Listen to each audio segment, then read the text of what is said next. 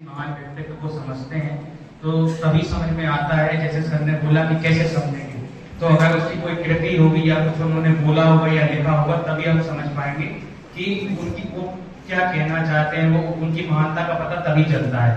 तो जैसे चरक संहिता है, तो चरक संहिता में सबसे पहली चीज जो हमें सीखनी चाहिए, अभी परसों ही मैं शोध अध्याय पढ़ रहा था, सवेतु चिकित्सा पढ़ रहा था, तो जब उसमें उपदेष्टा से आचार्य जो अग्निवेशी जब क्वेश्चन करते हैं तो वो कितने रिस्पेक्ट के साथ करते हैं। वो बोलते हैं कि हे आद्री प्रवर, आद्री का मतलब होता है पर्वतों में जो श्रेष्ठ है, पर्वतों में श्रेष्ठ हिमालय है, तो हे आद्री प्रवर सिंधु प्रवर्तक। तो उन्होंने एक कंपैरिजन किया कि हिमालय से जैसे गंगा बहती है, आप महान है, उसी प्रकार आयुर्वेद की गंगा आपके मुख से बहती है।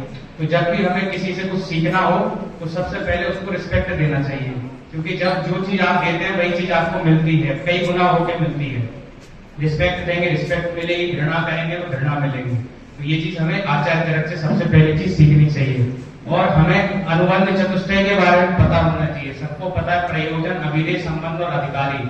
तो प्रयोजन क्या है? तो प्रयोजन है धातु साम्य क्रिया युक्त तंत्र से अस्य प्रयोजनम, कि धातु की समता लाना ही इस तंत्र का प्रयोजन है। धातु क्या है? तो यहाँ धातु जो है दोष धातु में तीनों का बोधक है।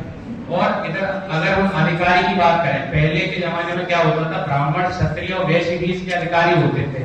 लेकिन आज के समय में क्या है, जिन्होंने नीट क्वालिफाई कर लिया तो वे ही इसके अधिकारी हैं। तो हम लोग नीट क्वालिफाई किए तभी जाके बीए में सीधर पढ़ रहे हैं, तो हम लोग हो गए अधिकारी।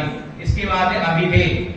अभिधेय का मतलब होता है कि हम पढ़ने क्या वाले उस मतलब ग्रंथ में, what we are going to study in that text, मतलब उसमें हम पढ़ेंगे क्या।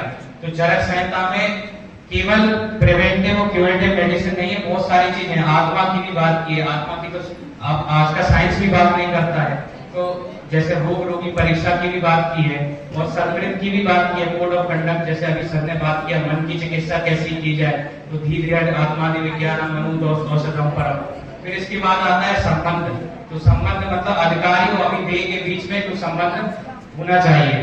तो अभिधेय अधिकारी कौन है? आप लोग हैं। आप लोग क्या पढ़ रहे हैं, क्या सीख रहे हैं चरक संहिता में, तो उसमें क्या संबंध होना चाहिए, तो ये चीज हमें पता होना चाहिए। अब जैसे रोग होता कैसे, तो सबसे पहले क्या होता है, जो हमारे शरीर में दोष हैं, सबसे मंद अग्नि के कारण ही रोग होता है। रोगाणाम सर्वैपि मंदग्नि जायते। तो जितने भी रोग हैं मंद अग्नि के कारण होते हैं। तो चिकित्सा, तो जो चरक संहिता है वो चिकित्सा शास्त्र सबसे श्रेष्ठ चिकित्सा शास्त्र माना जाता है। बोला जाता है ना, माधवे निदाने माधवे श्रेष्ठ, चिकित्सा में चरक संहिता जो है श्रेष्ठ है। इस वजह से हम आचार्य चरक को काय चिकित्सा का जनक भी बोल सकते हैं। काय का मतलब क्या है? इधर काय का मतलब शरीर नहीं है, इधर काय का मतलब है अग्नि। तो हमें अग्नि की पहले चिकित्सा करनी चाहिए। कोई भी फिजिशियन के पास जब पेशेंट जाता है तो सबसे पहले वो अग्नि की परीक्षा करते हैं। तो 10वीं परीक्षा में जैसे हम प्रकृति परीक्षा करते हैं, विकृति परीक्षा करते हैं, साह समानन परीक्षा, ऐसे आहार शक्ति परीक्षा भी करते हैं, जिसमें अग्नि की परीक्षा भी अपने आप हो जाती है। अब लोगों का मैनिफेस्टेशन हमारे बॉडी में होता कैसे है? तो जैसे दोष है, तो मान लो कोई कमरे में बैठा हुआ है, तो क्या होता है, जैसे दोष बैठे हुए हैं कहीं बॉडी में, तो जब हम निदान का सेवन करते हैं तो दोष संचय होने लगते हैं। संचय होते निदान का सेवन आप और ज्यादा करेंगे तो प्रकोपित होने लगेंगे अपनी जगह पे। और जब क्या है, घर भर जाता है तो घर से उसे निकाल दिया जाता है। तो ऐसे दोष जो है प्रसर अवस्था में चला जाता है, और वो कहीं तो कहाँ